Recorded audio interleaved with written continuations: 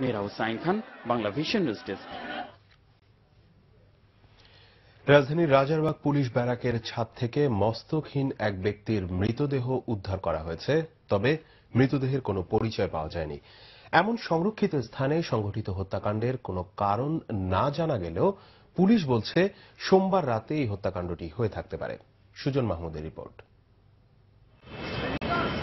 Rajarbagh police লাইন্সের traffic barrack এলাকাটি সংরক্ষিত। সেখানে এক ভবনের ছাদে সকালে একটি লাশ দেখে পুলিশে খবর দেয় পাশেই পুলিশ হাসপাতালে চিকিৎসারত এক রোগী। সে সময় ভবনটির পাশের নর্দমা থেকে একটি শার্টও উদ্ধার করে পুলিশ। সেই সাথে মৃতদেহের মাথাও তল্লাশি চালানো হয় সেখানে। খবর পেয়ে সাংবাদিকরা ছুটে গেলে প্রথমে তাদের ভবনে ঢুকতে বাধা দেওয়া হয়। দুপুরের পর লাশটি মর্গে নিয়ে যাওয়া হয়। প্রত্যক্ষদর্শীরা জানান লাশটির পরনে টি শার্ট ও একটি ট্র্যাক স্যুট ছিল। আর মানে ইয়ে ছিল ট্রাউজার আর কালো একটা গেঞ্জি, মানে সিঙ্গেল গেঞ্জি না কিন্তু। তবে কেন এই হত্যাকাণ্ড তার কোনো কারণ জানায়নি পুলিশ। গত রাত্রের কোনো এক সময়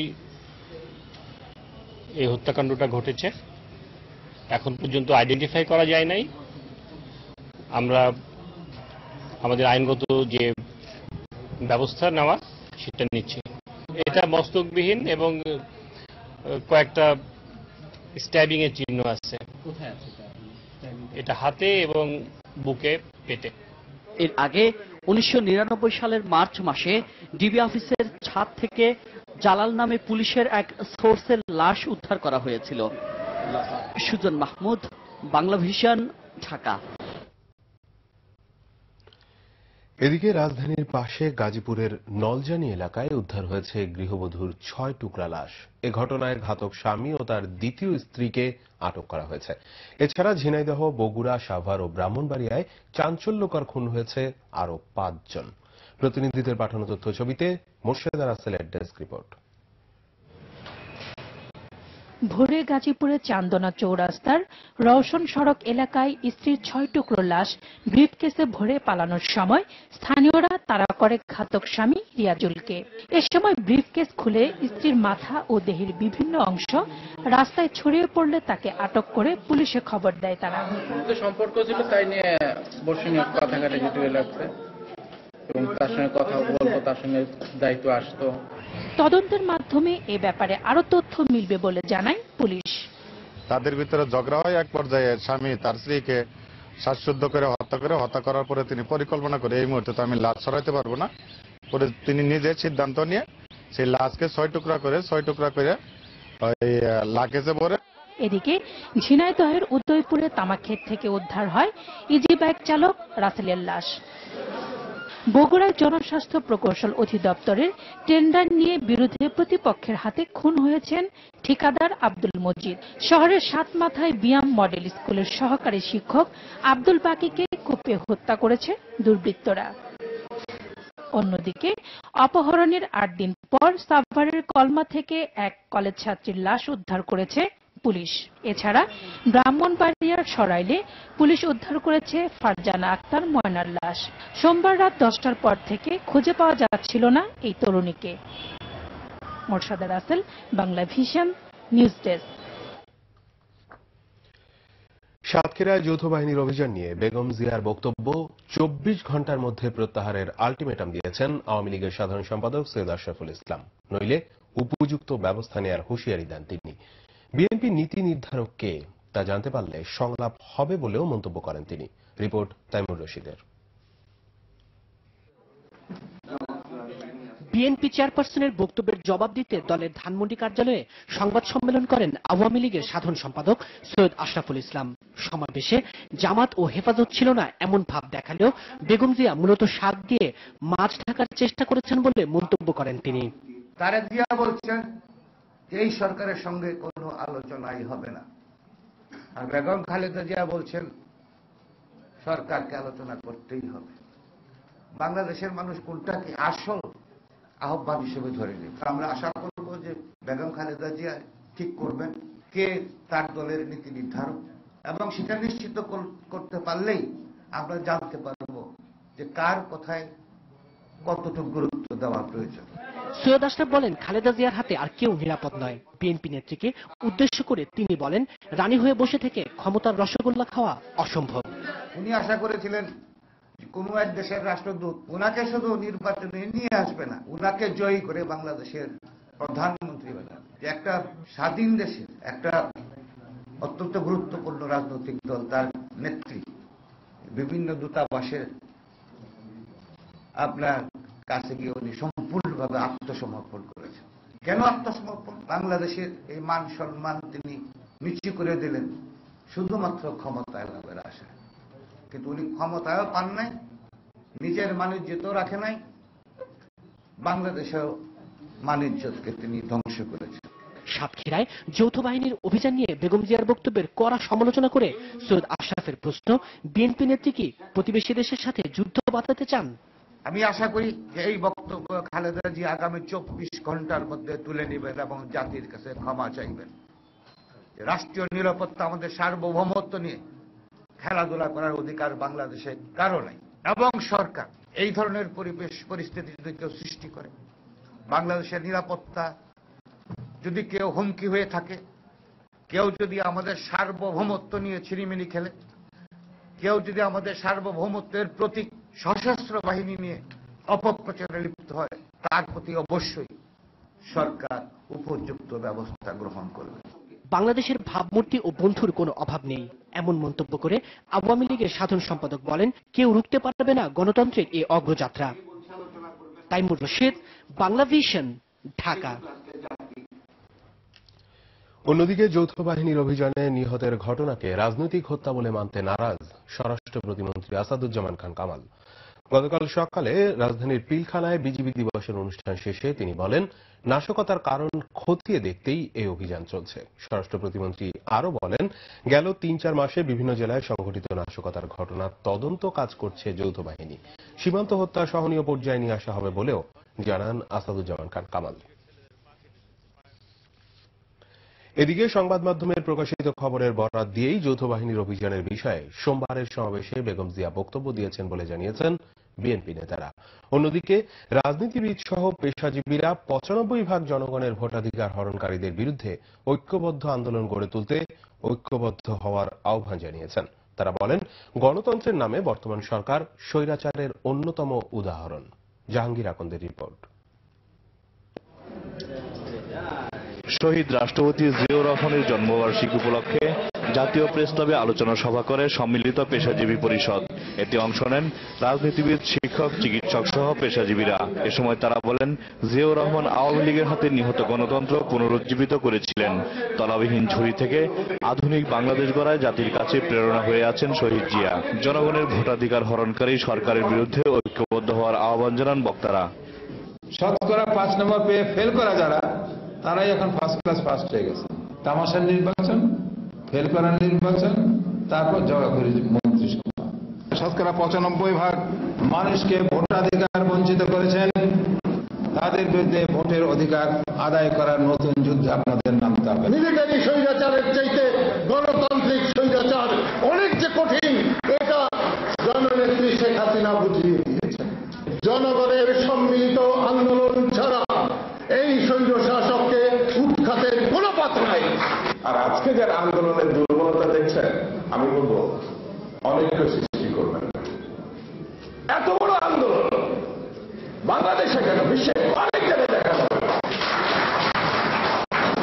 2 মাসের মধ্যে 500 জনকে মারা গেছে, মেরে ফেলা হয়েছে গণতন্ত্রের জন্য। এই 42 বছর আর কখন কোন সময় সংগঠিত হয়েছে? এদিকে জাতীয় প্রেস ক্লাবে শহীদ জিয়ার জন্মবার্ষিকীর আরেক আলোচনায় বক্তারা বলেন, ভোটারবিহীন নির্বাচনের মাধ্যমে ক্ষমতায় চেপে বসা এই সরকারের কর্মকাণ্ডে জনগণ অতিষ্ঠ। যে আপনি 5% ভোটের মালিক, টাকা দিয়া পয়সা দিয়া রাজনীতি যেখানে কেনা যায় সেই দেশে ক্যান্ডিডেটের অভাব নাই। তারপরও যেখানে 153 জন লোক আনকন্টেস্টেড হয়েছে, তাই কি প্রমাণ করে না যে বাংলাদেশের মানুষ আপনাকে পরিত্যাগ করেছে? এদিকে নয়াপল্টনের কেন্দ্রীয় কার্যালয়ে এক সংবাদ সম্মেলনে বিএনপির আন্তর্জাতিক বিষয়ক সম্পাদক আসাদুজ্জামান রিপন বলেন, সংবাদ মাধ্যমে প্রকাশিত খবরের বরাত দিয়েই যৌথ বাহিনীর অভিযানের বিষয়ে সোমবারের সমাবেশে বক্তব্য দিয়েছেন বেগম জিয়া। রাজনৈতিকভাবে হয়রানি করতেই খালাস পাওয়া মামলায় তারেক রহমানের বিরুদ্ধে গ্রেফতারি পরোয়ানা জারি করা হয়েছে বলে মন্তব্য করেন তিনি। জাহাঙ্গীর আকন্দ, বাংলা ভিশন, ঢাকা। বল এখন সরকারের কোর্টে, তাদেরই উচিত আলোচনায় এগিয়ে আসা, মন্তব্য করেছেন রাজনৈতিক বিশ্লেষকরা। সমাবেশে জামাতকে অনুপস্থিত রাখার মাধ্যমে সুষ্ঠু নির্বাচনের জন্য বিএনপি যে আলোচনায় আগ্রহী তা প্রমাণ হয়েছে বলেও মনে করছেন তারা। মাহমুদ আরিফের রিপোর্ট।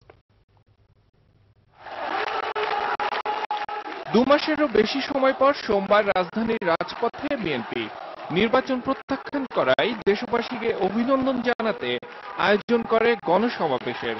তবে পূর্ব নির্ধারিত এই সমাবেশে 18 দলের অন্যতম শরিক জামায়াতের নেতারা ছিলেন না মঞ্চে, দেখা যায়নি কর্মীদেরও। রাজনৈতিক বিশ্লেষকরা বলছেন সরকার বরাবরই জামাত ইস্যু সৃষ্টি করে বিএনপিকে বেকায়দায় ফেলেছে। তবে জামাতবিহীন বিএনপির এই ব্যাপক শোডাউনে বিএনপির জামাত নির্ভরশীলতা ভুল প্রমাণিত হয়েছে। বিএনপির এই অবস্থানকে বলিষ্ঠ পদক্ষেপ হিসাবে দেখছেন তারা। বিএনপির নিজস্ব শক্তি অনেক বেশি এবং গতকালকে যে বিশাল জনসভা জামাতকে ছাড়া, এটা মানে একটা ইতিবাচক একটা পজিটিভ বার্তা দেশে এবং বিদেশে সব জায়গায় দিয়েছে। বিএনপি বাংলাদেশের সবচেয়ে বৃহত্তম দল। এই দলের জামাত নির্ভরতার কোনো কারণ নাই এবং বিএনপি জামাতের শক্তিতে চলে না, সেটার প্রমাণ অতীতেও আমরা দেখেছি। জামাতকে অনুপস্থিত করার ফলে বিএনপি কৌশলগতভাবে রাজনীতির মাঠে এগিয়ে থাকবেন বলে মনে করছেন রাজনৈতিক বিশ্লেষকরা। বিএনপি সরকারের দিকে বল ঠেলে দিয়েছে মন্তব্য করে তারা বলছেন সরকারের উচিত এখন আলোচনায় এগিয়ে আসা। জনসভার মধ্যে জামাতের কোনো উপস্থিতি যেন না থাকে নিশ্চিত করছে। এতগুলো আপনার গুড জেস্টার দেখানোর পর, দেশের স্বার্থে গণতন্ত্রের স্বার্থে এতগুলো আপনার ভালো পদক্ষেপ নেওয়ার পর এর সমান্তরাল যদি আমরা পদক্ষেপ সরকারের পক্ষ থেকে না দেখি তাহলে সেটা একতরফা ভালো পদক্ষেপ হবে। সরকারের দিক থেকে যেটা করণীয় হবে, যেটা তারা বলেছে যে জামাত থেকে দূরত্ব বজায় রাখলে আমরা আলোচনা করব, সেই পরিস্থিতি তো এখন ফুলফিল করেছে। এখন বল সরকারের কোর্টে বলে আমি মনে করি। রাজনৈতিক দলগুলো সকল মতপার্থক্য দূর করে সুষ্ঠু নির্বাচনের স্বার্থে অবিলম্বে ঐক্যমতে পৌঁছবেন বলে প্রত্যাশা রাজনৈতিক বিশ্লেষকদের। মাহমুদ আরিফ, বাংলা ভিশন, ঢাকা। রাষ্ট্রবিজ্ঞানী প্রফেসর ডক্টর এমাজউদ্দিন আহমেদ বলেছেন, যারা 2019 সালের আগে নির্বাচন নিয়ে আর আলোচনা করবেন না বলে বক্তব্য দিচ্ছেন তারা ইতিহাস ও রাজনৈতিক গতিবিধি সম্পর্কে অজ্ঞ। আর আওয়ামী লীগের যুগ্ম সাধারণ সম্পাদক মাহবুবুল আলম হানিফ বলেছেন, বিএনপি প্রকাশ্যে জামাতের বিচার দাবি না করা পর্যন্ত তাদের সঙ্গে কোনো সমঝোতা বা আলোচনা নয়। মুহিবুল্লাহ মুহিবের রিপোর্টে বিস্তারিত। 2019 সালের আগে আলোচনা হবে না নির্বাচন নিয়ে। নির্বাচন পরবর্তী সংবাদ সম্মেলনে প্রধানমন্ত্রীর বক্তব্যে সমঝোতার মাধ্যমে মধ্যবর্তী নির্বাচনের ইঙ্গিত থাকলেও আওয়ামী লীগের নেতা ও মন্ত্রীরা নির্বাচন নিয়ে এমন বক্তব্য দিয়ে যাচ্ছেন। আবার আলোচনার প্রস্তাব দেওয়া, মন্ত্রীদের এমন বক্তব্যকে ক্ষমতার অহংকার ও পুলিশি রাষ্ট্র কায়েম করে ক্ষমতা দীর্ঘস্থায়ী করার কৌশল হিসাবে দেখছেন ঢাকা বিশ্ববিদ্যালয়ের সাবেক উপাচার্য এমাজউদ্দিন আহমেদ। যারা বলছেন যে 19 সালের আগে নির্বাচন নিয়ে কথা বলার দরকার নেই, তারা ইতিহাস সম্পর্কে অজ্ঞ, এদেশের জনসাধারণের প্রকৃতি সম্পর্কে অজ্ঞ এবং রাজনৈতিক গতিবিধি এই সম্পর্ক তারা অজ্ঞ। এখানে ওই গণতান্ত্রিক ব্যবস্থাকে বিধ্বস্ত করে ওই স্বৈরাচারী বা স্বৈর শাসন প্রতিষ্ঠিত হয়েছে একাধিকবার, কিন্তু কেউ টেকেনি। এই স্পর্ধা, এই অহংকার কিছুতেই কার্যকর হবে না।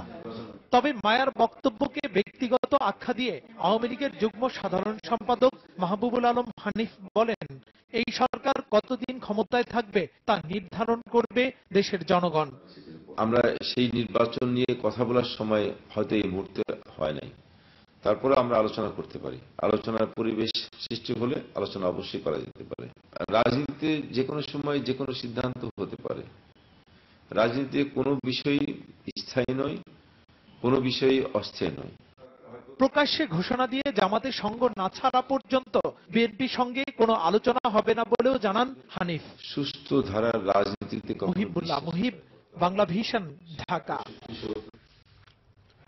রাজনৈতিক কারণে বহির্বিশ্বে ক্ষুণ্ণ হওয়া ইমেজ পুনরুদ্ধার ও অবকাঠামোগত উন্নয়নে সরকারের সহযোগিতা চেয়েছেন দেশের শীর্ষস্থানীয় ব্যবসায়ীরা। বাণিজ্য মন্ত্রণালয়ে মতবিনিময় সভায় ব্যবসায়ী নেতারা বলেন, ফিরে যাওয়া ক্রেতা বিনিয়োগকারীদের বাংলাদেশমুখী করতে হবে। জবাবে বাণিজ্যমন্ত্রী তোফায়েল আহমেদ বলেন, ব্যবসা বাণিজ্যকে এগিয়ে নিতে যত বাধা আছে তা দূর করা হবে। বাংলাদেশকে অকার্যকর করতে নানা সহিংস রাজনৈতিক পদক্ষেপ নেওয়া হয়েছিল। এদিকে দেশের আইন শৃঙ্খলা পরিস্থিতির উন্নতি হলে বিনিয়োগকারীরা আবার ফিরে আসবেন বলে মনে করছেন অর্থমন্ত্রী আবুল মাল আব্দুল মুহিত। সোমবার বিকেলে সচিবালয়ে মন্ত্রী সাংবাদিকদের বলেন, সরকার 5 বছরের জন্য নির্বাচিত হয়েছে, নির্বাচন নিয়ে সরকারের উপর কোনো চাপ নেই। সোমবারের সমাবেশে বিএনপি চেয়ারপারসন বেগম খালেদা জিয়ার দেয়া বক্তব্যের জবাবে মন্ত্রী বলেন, সরকার নয়, বিএনপি জামাতই নির্বাচনে অবৈধ অস্ত্র ব্যবহার করেছে। নির্বাচনে না এসে বিএনপি যে বোকামি করেছে তার খেসারত তাদেরকেই দিতে হবে। মন্ত্রী জানান, এপ্রিলের মধ্যে পদ্মা সেতুর কার্যাদেশ দেয়া হবে। নিচ্ছি স্বপ্নধারা আবাসন সংবাদ বিরতি, সাথেই থাকুন। ফিরে এসে থাকছে দ্রুত সংলাপ দেখতে চায় যুক্তরাজ্য, যোগাযোগ মন্ত্রীকে জানালেন ব্রিটিশ হাই কমিশনার।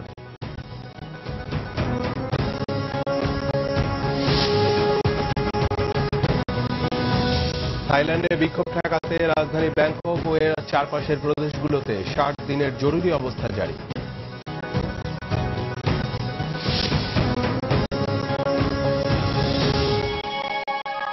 আপনারা দেখছেন বাংলা ভিশন সংবাদ।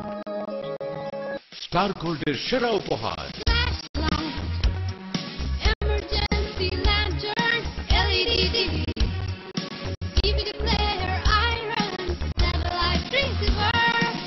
বাংলাদেশ সহ মধ্যপ্রাচ্য ও বিশ্বের বিভিন্ন দেশে ওয়ারেন্টি সহকারে পাওয়া যাচ্ছে।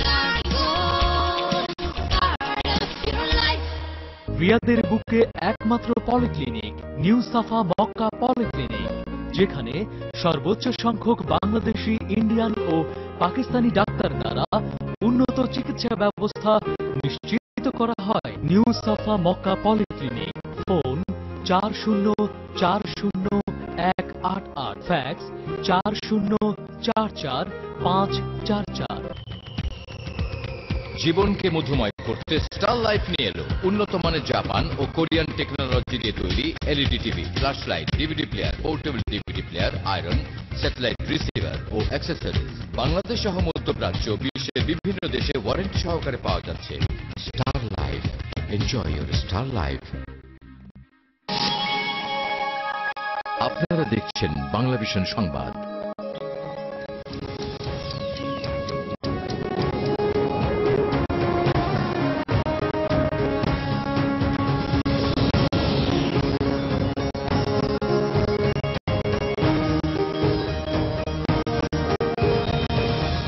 স্বাগত আরেকবার বাংলা ভিশন সংবাদে।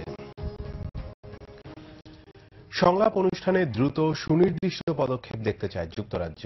যোগাযোগ মন্ত্রী ওবায়দুল কাদেরের সঙ্গে দেখা করে একথা জানিয়েছেন ঢাকায় নিযুক্ত British high commissioner Robert Gibson. মঙ্গলবার সকালে যোগাযোগ মন্ত্রণালয়ের সেতু ভবনে যোগাযোগ মন্ত্রী ওবায়দুল কাদেরের সঙ্গে দেখা করেন British high commissioner Robert Gibson. এ সময় তারা দেশের বর্তমান রাজনৈতিক অবস্থা সহ বিভিন্ন বিষয়ে কথা বলেন। পরে ব্রিটিশ হাই কমিশনার সাংবাদিকদের জানান, আরেকটি নির্বাচনের জন্য সমঝোতার লক্ষ্যে দুদলের মধ্যে দ্রুত সংলাপ দেখতে চায় তার দেশ। জবাবে যোগাযোগ মন্ত্রী ওবায়দুল কাদের বলেন, সরকার সংলাপের পরিবেশ সৃষ্টি করতেই বিরোধী দলীয় নেতাদের মুক্তি দিয়ে পরিবেশ সৃষ্টি করছে। তবে বিরোধী দলীয় নেত্রী যৌথ বাহিনীর অভিযান নিয়ে নেতিবাচক বক্তব্য দিয়ে সংলাপে বাধা সৃষ্টি করছেন। অর্থ পাচার মামলায় তারেক রহমানকে খালাস দেওয়া সদ্য অবসরে যাওয়া বিচারক মোতাহার হোসেনের বিরুদ্ধে অবৈধ সম্পদ অর্জনের অভিযোগ অনুসন্ধান শুরু করেছে দুর্নীতি দমন কমিশন। মঙ্গলবার নিজ কার্যালয়ে সাংবাদিকদের কথা জানান কমিশনার মোহাম্মদ শাহাবুদ্দিন চুপ্পু। তিনি জানান 2 সপ্তাহ আগে এই বিচারকের বিরুদ্ধে অবৈধ সম্পদ অর্জন ও বিদেশে অর্থ পাচারের অভিযোগ আসে।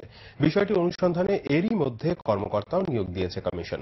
অর্থ পাচার মামলায় বিএনপির সিনিয়র ভাইস চেয়ারম্যান তারেক রহমানকে বেকসুর খালাস দেওয়ার সময় ঢাকার বিশেষ জজ আদালত 3-এর বিচারক ছিলেন মোতাহার হোসেন। গত ডিসেম্বরে অবসরে যান তিনি।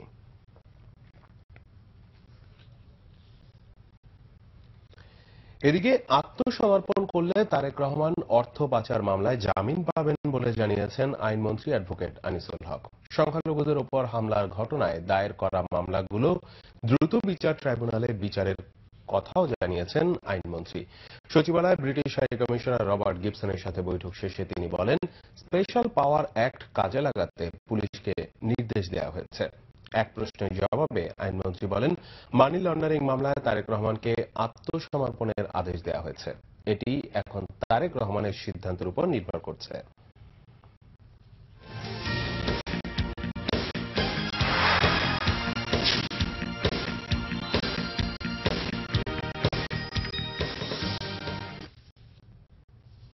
এবার প্রবাসের কয়েকটি অনুষ্ঠানের খবর নিয়ে দেখুন একটি ডেস্ক রিপোর্ট।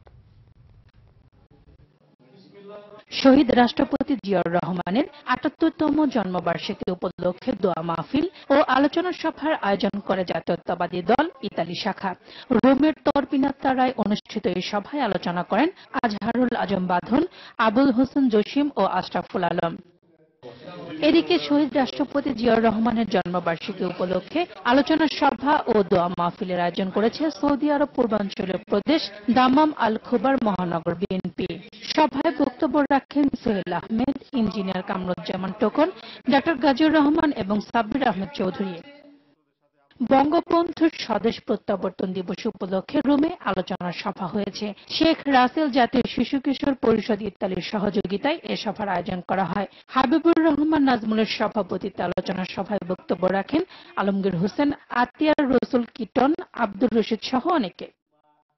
ইতালির সরকারি বেসরকারি মানি এক্সচেঞ্জগুলোর প্রতিনিধিদের সাথে মতবিনিময় করেছেন ইতালি সফররত জনতা ব্যাংকের এমডি ও প্রধান নির্বাহী SM আমিনুর রহমান।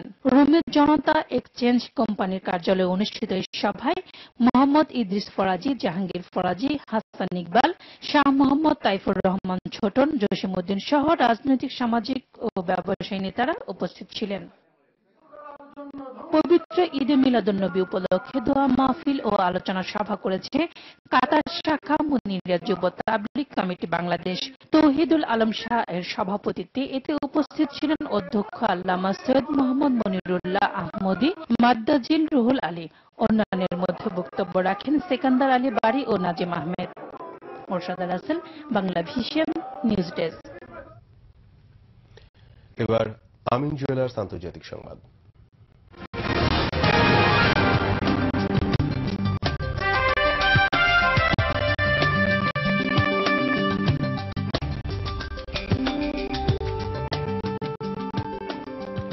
থাইল্যান্ডের সরকার বিরোধী বিক্ষোভের জেরে রাজধানী ব্যাংকক ও এর চারপাশের প্রদেশগুলোতে টানা 60 দিনের জরুরি অবস্থা জারি করেছে সরকার।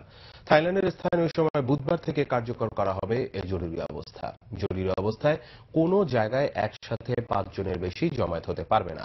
পাশাপাশি যে কোনো মুহূর্তে কারফিউ জারি, গ্রেফতারি পরোয়ানা ছাড়াই সন্দেহভাজন কাউকে আটক ও গণমাধ্যমের উপর সেন্সরশিপ আরোপ করার ক্ষমতা দেওয়া হয়েছে নিরাপত্তা সংস্থাগুলোকে।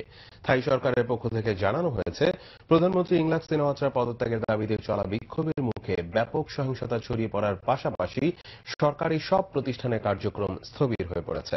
এই অবস্থায় আইন শৃঙ্খলা পরিস্থিতি নিয়ন্ত্রণে জরুরি অবস্থা জারি করা হয়েছে বলেও সংবাদ সম্মেলনে জানিয়েছে থাই সরকার। এবার খেলার সংবাদ।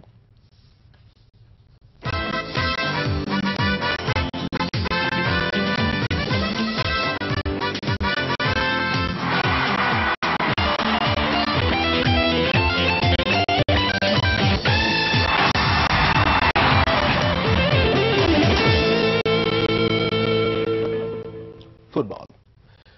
বাংলাদেশ প্রিমিয়ার লিগ ফুটবলে আবারও হোঁচট খেল শেখ রাসেল ক্রীড়াচক্র। বঙ্গবন্ধু স্টেডিয়ামে মুক্তিযোদ্ধা সংসদ ক্রীড়াচক্র 2-1 গোলে হারিয়েছে গত আসরের ট্রেবল জয়ীদের। গুরুত্বপূর্ণ ম্যাচে মুক্তিযোদ্ধা সংসদ কেসিকে হারিয়ে প্রিমিয়ার লিগে শীর্ষে ওঠার লক্ষ্য নিয়ে খেলতে নামে শেখ রাসেল কেসি। কিন্তু মুক্তিযোদ্ধা সংসদের আক্রমণাত্মক ফুটবলের কাছে শুরুতেই বেসামাল হয়ে পড়ে মারুফুল হকের শিষ্যরা। 23 মিনিটে এনামুল হকের গোলে প্রথমার্ধে 1-0 এগিয়ে যায় অল রেড মুক্তিযোদ্ধা সংসদ। দ্বিতীয়ার্ধেও বেশ উজ্জ্বল শফিকুল ইসলাম মানিকের শিষ্যরা। 51 মিনিটে নাইজেরিয়ান ফরওয়ার্ড কিংসলে গোল করে অল রেডদের 2-0 এগিয়ে নেন। 73 মিনিটে মরক্কোর ফরওয়ার্ড ইউনুস রক্সির গোলে শুধু ব্যবধানই কমিয়েছে শেখ রাসেল ক্রীড়াচক্র। পরাজয়ের ফলে 5 ম্যাচে 9 পয়েন্ট নিয়ে পয়েন্ট টেবিলের 3 নম্বরে শেখ রাসেল কেসি, আর সমান ম্যাচে 7 পয়েন্ট নিয়ে চতুর্থ স্থানে উঠেছে মুক্তিযোদ্ধা সংসদ কেসি। টানা তৃতীয় দিনের মতো বিসিবির দুর্নীতি বিরোধী ট্রাইব্যুনালে শুনানি হয়েছে মঙ্গলবার। তৃতীয় দিনে প্রাথমিক অভিযুক্তদের বিরুদ্ধে আনা প্রাথমিক অভিযোগগুলো নিয়ে শুনানি হয়েছে। ঢাকা গ্ল্যাডিয়েটর্সের 2 খেলোয়াড় মোশাররফ রুবেল ও মাহবুবুল আলম রবিনের আইনজীবী ব্যারিস্টার নুরুস সাদিক জানান, প্রাথমিক শুনানি শেষে অভিযুক্তদের ট্রাইব্যুনালে তলব করা হবে। আমাদের প্রিলিমিনারি যে বিষয়গুলো ছিল, প্রিলিমিনারি বিষয়গুলোর উপরে যে অবজেকশনগুলো আমরা রেইজ করেছিলাম তার উপরেই এখন শুনানি চলছে। এই শুনানিটা কন্টিনিউ হলে তারপরে ফার্দার প্রসিডিংসে চলবে। সংবাদ শেষ করব পায়োনিয়ার ইন্স্যুরেন্স সংবাদ শিরোনামগুলো আরেকবার জানিয়ে। বাংলাদেশের মানবাধিকার পরিস্থিতি মুখ থুবড়ে পড়েছে। হিউম্যান রাইটস ওয়াচের প্রতিবেদন, নাজুক অবস্থার জন্য সরকারের কঠোর সমালোচনা।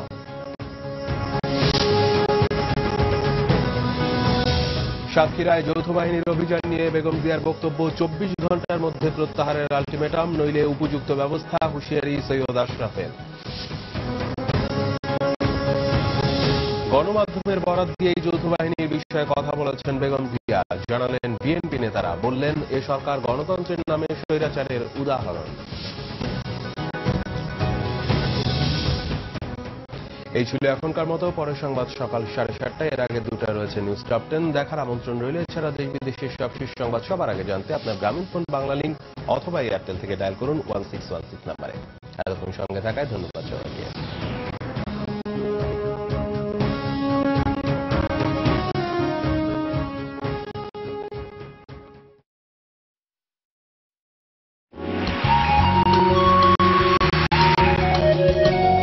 সরকার সাহেবের একটা মেয়ে আছে, সে গান জানে, সে হলো আমার মা। আচ্ছা, তো তাকে বলা হলো যে ঠিক আছে তুমি গান গাও দেখি। সেখানে আম্মা গান গেলো, পাশ করলো। তখন আমার বাবার রেকর্ড বেরোলো। লিজান আমার আমিতে এসেছেন বরেণ্য 2 সঙ্গীত শিল্পী মোস্তফা জামান আব্বাসী ও ফিরদৌসী রহমান। নয়ন জলে তখন আমার মা ধরলো, আমাকে তুমি বিয়ে করে এনেছো, এবং ওই যে গান শুনে আমার রেকর্ড কোথায়?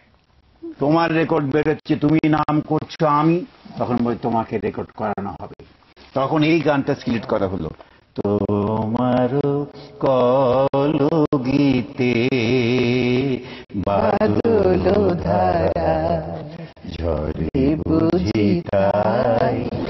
আমার দাদু রুমানা মালিক মুনমুনের উপস্থাপনা, সাজ্জাদ হুসাইনের প্রযোজনায় লিজান আমার আমিতে দেখবেন শনিবার রাত 9:05। 2-3 মাস পরে পরে কথা হয়, কিন্তু ও বিয়ের ব্যাপারে এখন আর সে আগের মতো আগ্রহী নাই। এখন যে সেটা বলে যে বিয়েটাই তো সবকিছু না। সরাসরি ওকে জিজ্ঞেস করো যে এই যে আমরা 2-3 মাস পর পর কথা বলছি, এটা আসলে আমাদের সম্পর্কের সংজ্ঞাটা কি? 3 মাস পর পর আমারও মনে হচ্ছে যে একটা ফোন, এটার মধ্যে তো কোনো সম্পর্ক তৈরি হয় না। সারা জাকিরের সঞ্চালনা এবং কাউন্সিলিং সাইকোলজিস্ট ডক্টর মেহতাব খানমের